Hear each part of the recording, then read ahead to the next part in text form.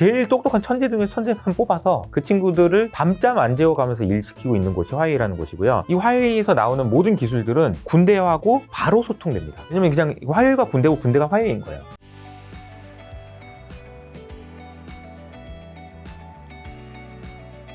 대표님께서 오늘 이제 또 특별한 주제를 가져와 주셨는데, 첫 번째 시간의 주제가 미국이 변했다. 미국 뭐 2.0인데 어떤 얘기인가요?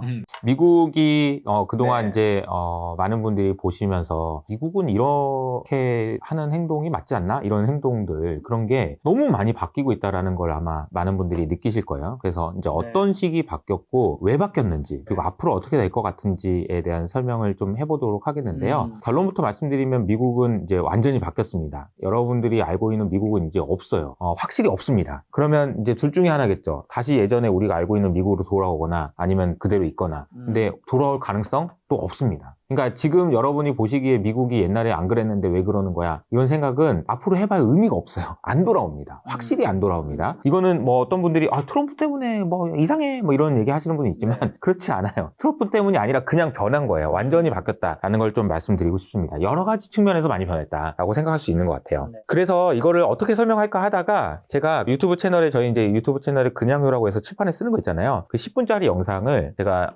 제미나이 노트북 LM한테 이제 링크를 올려줬어요. 그리고 PPT로 만들어봐 했더니 그대로 만든 거거든요. 제가 손 하나도 안 대고 5분 만에 만든 그건데 이걸 그냥 보면서 설명을 해드리면 될 것 같아요. 미국이 변했다 그래서 미국 뭐 성조기가 찢어지는 그림을 그려놨네요. 심지어 뭔가 AI 같은 뭔가 그렇죠. 연결망 같은 것 같이. 뭔가 상상할 수 있게끔 만들어놨습니다. 그리고 다음 페이지를 한번 보실까요? 이게 미국의 변화 속도가 이렇게 빠른 적은 처음이다. 이 얘기를 제가 며칠 전에 아마 아시는 분 아실 텐데 김승호 회장님을 만난 적이 있어요. 여기 좀 오타가 났네요. 이 오타 났네요. 이런 거 있습니다. 근데 김승호 회장님 만나서 미국 현지의 스노폭스 매각하신 네, 현지에 살고 계시니까 어떻게 보세요? 그랬더니 자기가 아는 미국이 이렇게 빨리 진심으로 얘네들이 이렇게 하는 건 처음 본 것 같다. 너무너무 많이 변하고 있다. 이런 이야기를 해주셨거든요. 그래서 어떤 것이 바뀌었는지 이제 설명을 드리면 첫 번째로가 제네시스 미션이라는 게 얼마 전에 발표를 했어요. 근데 이거 이제 디자인 한번 보세요. 이게 진짜 멋있지 않나요? 제네시스 미션이라는 걸 만들었는데 이거는 한마디로 말하면은 뭐냐면은 AI의 모든 걸 다 걸겠다 이런 의미입니다. 그래서 뭐 예를 들자면은 이런 내용이 포함되어 있더라고요. 사람이 연구하니까 영 시원찮은데 그냥 AI 보고 하라고 그래 이런 내용이 포함되어 있어요. 그러니까 자꾸 사람이 무슨 뭐 신약 만든다고 해서 몇 년 동안 만들지도 못하고 그게 뭐냐 AI한테 다 시켜 이런 얘기를 한다든지 AI를 하려고 하는데 에너지가 부족하다고 그러면 내가 모든 걸 다 할게 이런 얘기라든지 그러니까 여러 가지로 AI에 정말 진심으로 모든 걸 다 총력전을 하겠다 이런 얘기가 포함되어 있고요. 두 번째로는 이제 이거는 장표는 없고 어제 이제 발표된 건데 미국의 국가 안보 전략이 발표됐어요. 이게 국가 안보 전략이라고 해가지고 뭐가 나왔냐면은 미국은 이제 전 세계의 경찰 이런 거 안 한다. 우리 끝났다. 우리는 그런 거 안 해. 민주주의 전파 이런 거 안 해. 그리고 전 세계 다른 나라들 지켜주고 그런 거 우리 못 해. 이거 못 한다고. 그래서 앞으로는 미국을 지키는 데만 총동원할 거고 그래서 이제 골든돔 얘기 많이 들어보셨잖아요.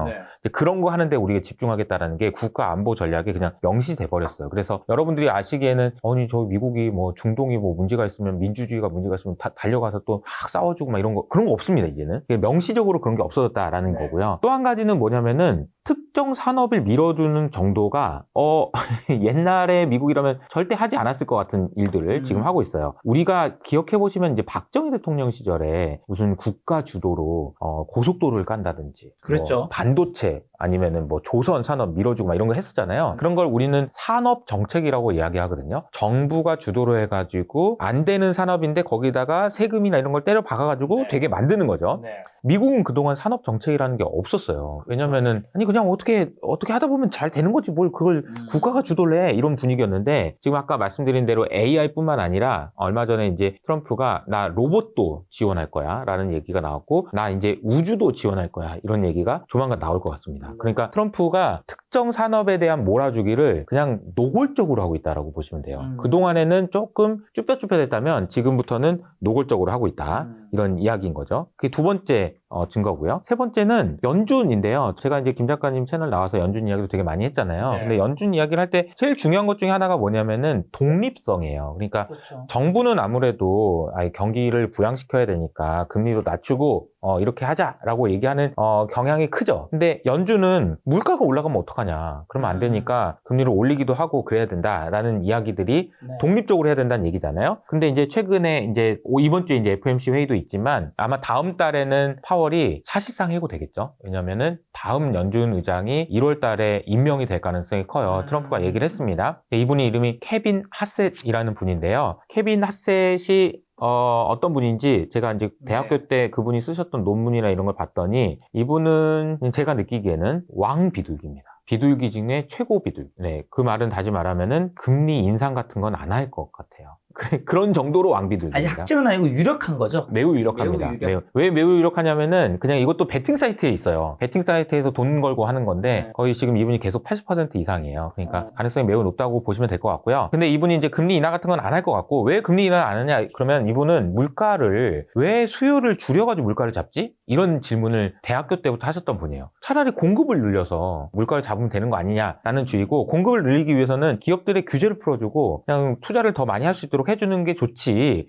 왜 수요를 줄이냐 이런 주의자이기 때문에 금리를 인상시키는 거에 대해서 근본적으로 싫어하는 분입니다. 게다가 트럼프가 왜 이 사람 좋아하겠어요? 자기 말을 잘 들을 것 같으니까요. 그래서 아까 말씀드린 대로 미국 정부는 AI에 올인, 로봇에 올인, 그리고 이제 다른 국가들 지키는 거 그런 거 없이 미국만 지키는데 올인 이렇게 진행되고 있는데 이 과정에서 반드시 또 돈이 필요하거든요. AI에 들어가려면은 연준에서 돈도 해줘야 되고 국가가 지금 부채가 문제가 생긴다 그러면 연준에서 또 사줘야 되고 이런 얘기들이 나올 거란 말이에요. 근데 그런 이야기에 아주 전향적입니다.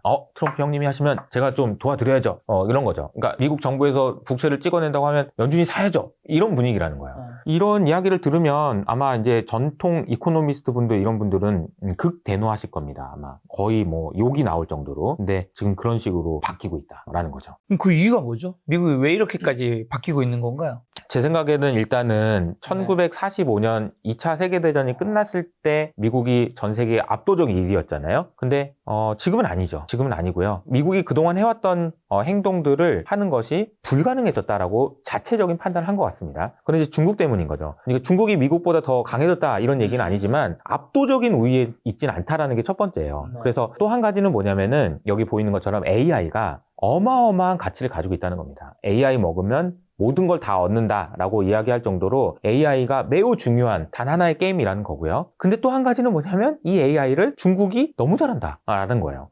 중국이 기술 발전 속도가 너무 빨라가지고 예상을 뛰어넘는 정도의 수준이다라는 얘기가 나오고 있는데 특히나 중국의 뭐 AI 기술, 뭐 로보택시 기술, 뭐 등등 여러 가지 이야기들이 많이 나오지만 제가 주목하는 거는 제조업 경쟁력이에요. 그러니까 중국은 제조업에 있어서는 다른 어떤 나라의 추격도 불허하겠다라는 그런 아주 강력한 의지를 가지고 있습니다. 근데 이게 어느 정도 수준인지를 좀 말씀드리면은 못 따라가요. 그러니까 전혀 못 따라갑니다. 그래서 제가 올해 들었던 말 중에 가장 충격적인 말 중에 하나가 뭐였냐면은 어느 그 덴마크 지역에 제조업하는 회사의 임원분을 제가 만난 적이 있거든요. 꽤 큰 회사예요. 이 기술이 공조 관련된 기술이어가지고 중국에서도 좀 탐을 내는 그런 기술이라고 하더라고요. 근데 이분이 말씀하시는 게 올해 이제 초였는데 우리 고민을 많이 하다가 공장을 전부 다 중국으로 옮기기로 했어 이렇게 얘기하더라고요. 그래서 제가 미국 아니고 중국으로요? 이렇게 물어봤어요. 그랬더니 그분이 하신 말씀이 근데 중국이 다 대준대. 뭘 대주는데요? 그랬더니 땅을 그냥 공짜로 주고 10년 동안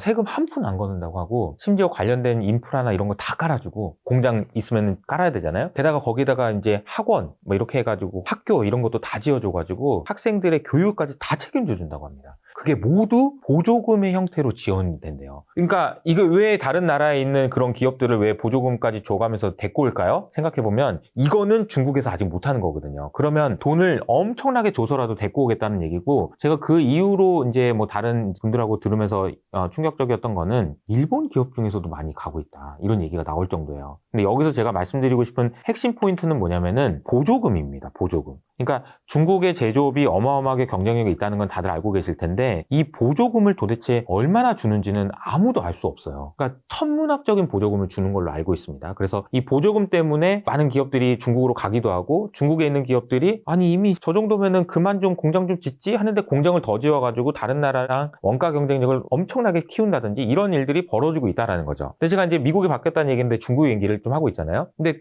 이런 중국에 대해서 미국이 그동안은 어떤 식으로 얘기했었냐면 야, 그거 주지 마 좀. 너무 심한 거 아니냐? 너무 많이 주잖아. 해도 너무하네 이런 얘기를 하다가 어느 순간부터 2020년 이때부터는 중국이 아예 보조금 얼마 줬는지 자체를 발표를 안 하기 시작했어요. 얼마 줬는지도 모르게 지금 하고 있단 말이에요. 그러니까 이제 미국이 이렇게 보다가 안 되겠는데 그냥 우리도 해야 되겠다 이렇게 바뀐 거고요. 그게 이제 바이든 정부 때부터 칩스법이니 뭐 인플레이션 감축법이니 이런 식으로 했지만 사실상 보조금이에요. 우리나라 삼성전자, 하이닉스, LG에너지솔루션 갈 때 다 보조금 주잖아요. 그거 다 지금 보조금의 형태랑 똑같은 거예요. 근데 노골적으로 하지 않았을 뿐이죠. 근데 제 생각에는 이 과정으로 가면 노골적으로 할 것 같습니다. 노골적으로. 왜냐면 AI에서 지면 끝나는 거예요. 마치 그 핵폭탄 누가 먼저 만드느냐에 따라서 게임이 달라졌던 거랑 똑같은 개념이라고 생각하시면 좋을 것 같습니다. 그래서 제가 보니까 찾아보다 보니까 이런 생각이 좀 들어요. 지금 전쟁이란 거거든요. 지금 상황은 거의 그냥 준전쟁이에요.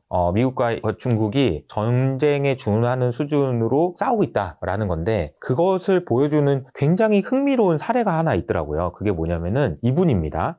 빌 루센이라는 분인데 1942년 당시에 2차 세계대전을 한참 하고 있을 때겠네요. 누가 이기냐 지냐 막 이러고 있을 때인 거죠. 근데 그때 제너럴 모터스의 사장이었습니다, 이분이. 그래서 제너럴 모터스의 사장이어가지고 어떻게 하면은 생산을 더 빨리 할 수 있느냐 이런 거에 그냥 도가 트는 분이죠. 그러니까 자동차 누가 더 빨리 만들어 했던 분이에요. 그래서 가장 효율적으로 생산을 할 수 있는 공장을 잘 돌릴 수 있는 분이거든요. 근데 이분한테 이제 1942년에 루즈벨트 대통령이 이분을 불러서 이제 모신 거죠. 지금 우리 전쟁해야 되는데 지금 무기 빨리 만들어야 되거든.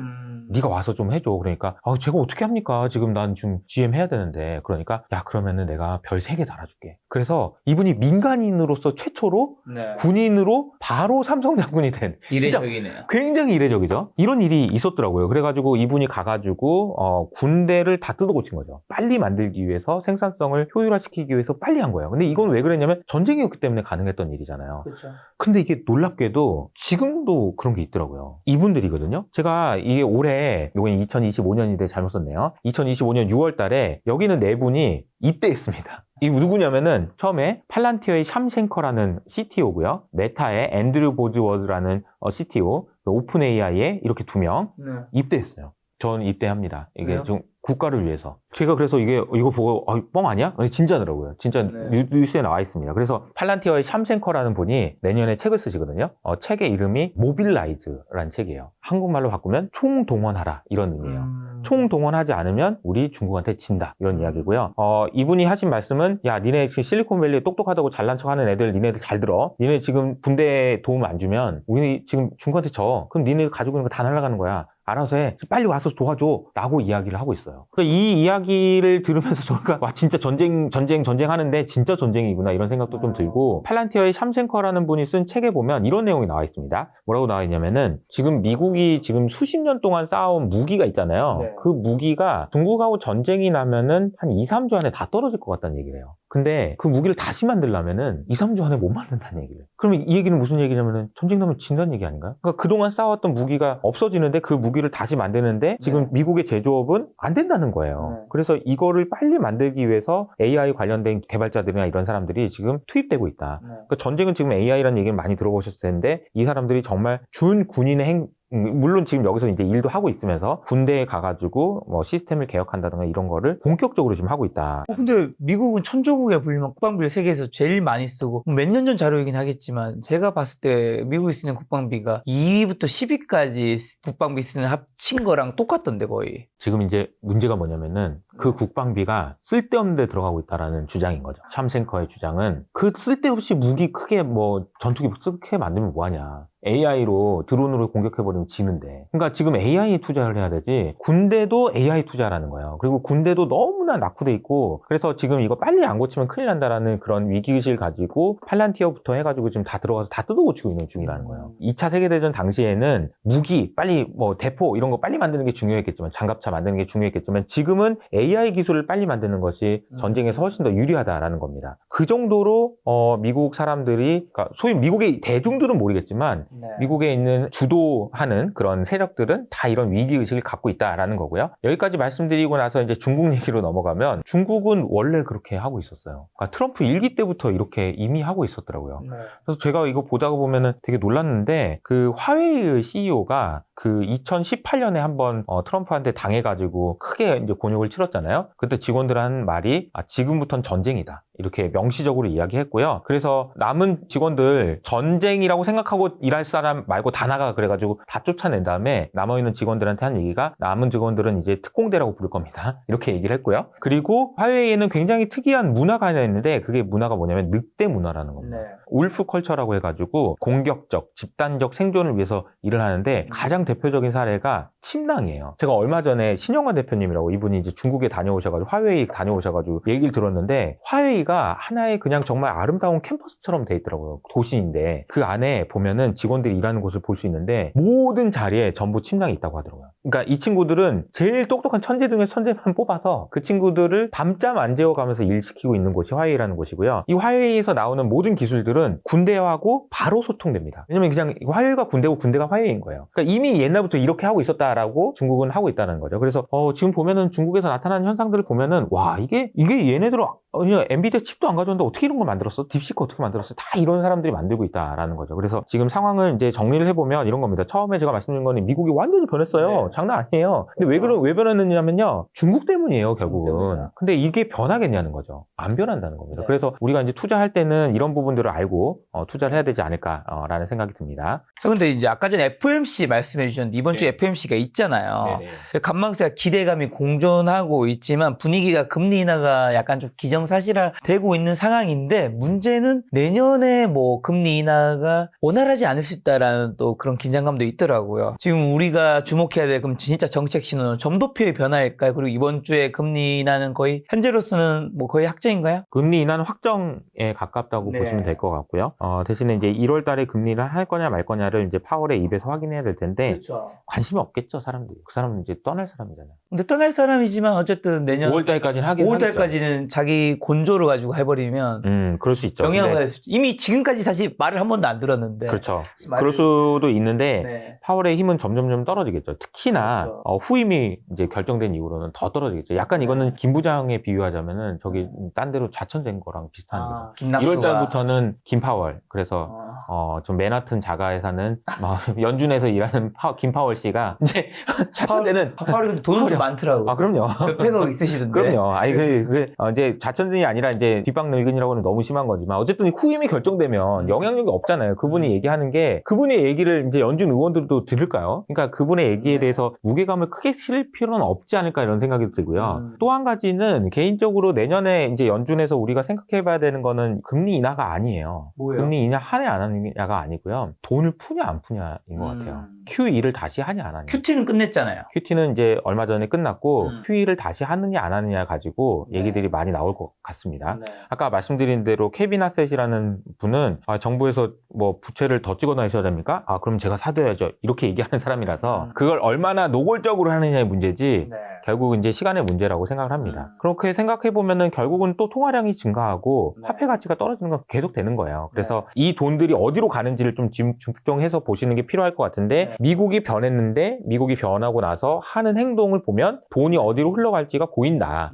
즉 다시 말하면 AI 하는데 더 돈을 쓸 거다. 네. 그리고 에너지 만드는데 더 돈을 쓸 거다. 그리고 화폐는 더 늘어난다. 이렇게 생각해 보면 저는 계속해서 똑같이 말씀드리고 있는 게 AI, 에너지, 비트코인, 금 이렇게 이제 말씀드릴 수 있는 거죠. 그러면 이제 지금 내년에 이제 경제 트렌드로 금리 인하도 거의 확정됐고 통화량도 늘어나고 비트코인도 지금 언급해 주셨는데 이런 것들이 좀 크게 지금 거의 확정이 돼 가고 있는 분위기인데 코인은 왜 이렇게 많이 떨어진 거죠? 1억 8천까지 갔다가 1억 3천까지 진짜 순식간에 사실 1억 8천 할 때 제가 가장 좀 느낀 신호 두 가지가 있었는데 하나는 뭐였냐면 이제 1억 7천 8천 갈 때는 비트코인을 이제 좋게 보시는 분들이 옛날보다 훨씬 많아졌으니까 그분들이 악재가 없다. 지금 진짜 떨어질 게 없다. 이런 코멘트를 너무 많이 하셨어요, 진짜. 맞아요. 내년에 금리 인하되죠, 여러분? 통화량 풀리죠? 뭐 인플레이션이죠? 그럼 자산 가치는 올라갈 텐데 비트코인 뭐 부자들이 사고 이런 얘기 했단 말이에요. 근데 또 한쪽 면에서는 그 당시에 제가 이제 제 친구들을 만났는데 한 명은 뭐 주식, 한국 주식, 한 명은 미국 주식, 저는 또 비트코인 좀 투자하는데 다 계좌가 플러스인 거예요. 그때 저 뭔가 약간 위화감이 좀 들었죠. 위험한데? 하지만 팔지 못했죠. 그렇죠. 그리고 1억 3천까지 곤두박질 쳤는데 왜 이렇게 떨어졌죠? 제가 비트코인에 대해서는 많이 오랫동안 하시잖아요. 고민을 많이 했기 때문에 이건 네. 좀 말씀드려볼게요. 아직 뭐 저희 그냥 고민입니다. 근데 비트코인을 좋아하는 사람이 바뀌는 게 문제인 것 같아요. 비트코인의 주인이 바뀌고 있다. 제가 얼마 전에 X에서 비트코인을 미국이 지켜줄 겁니다. 앞으로 뭐 이런 얘기를 했다가 기존에 있던 비트맥시들의 공격을 엄청나게 받았어요. 야, 비트코인을 왜 미국이 지켜주냐. 비트코인은 원래 탈중앙화된 자산이고 야, 비트코인이 미국이 지켜준다고 되는 자산 아니야? 비트코인 원래 비트코인이야? 이러면서 이제 화가 많이 나셨더라고요. 그래서 막 엄청 공격을 받았거든요. 그래서 저는 속으로 아니 미국이 지켜준다고 하면 좋은 거 아닌가? 왜 화를 내시지? 그랬는데 가만히 생각해 보니까 비트코인을 굉장히 오래전부터 투자하셨던 소위 말하는 비트코인 고래라고 하는 분들은 기분이 나쁠 수 있겠더라고요. 왜냐하면 본인이 투자한 이유는 그냥 미국이 좋아서가 아니고 미국의 영향을 받는 자산이가 아니고 그냥 독립적인 자산이길 바랬는데 미국의 영향력이 점점 커지니까 짜증난다 그러면서 나가시는 분들이 꽤 있는 것 같아요.